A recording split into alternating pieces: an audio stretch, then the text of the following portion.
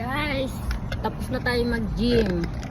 Umuulan dito ngayon. So, nakapag-gym ako ng 1.5 hour. Medyo okay na pakiramdam ko. Sana tuloy-tuloy na to, Lord. Kasi grabe, ang sipon ko tumutulo, ubo ko pumuputok. Tapos, ang bigat ng katawan ko.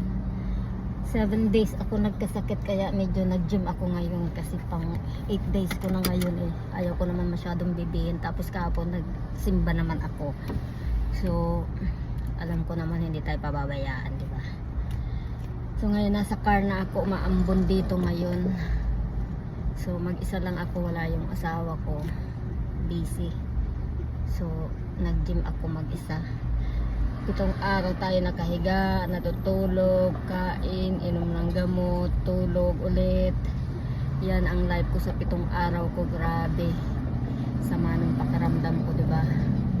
Kung ngayon nakasurvive ako, nakapag-gym ako ng 1.5 hour. So nakaburn ako ng 700 calories. So diba? So thank you guys, bye bye, alis na ako.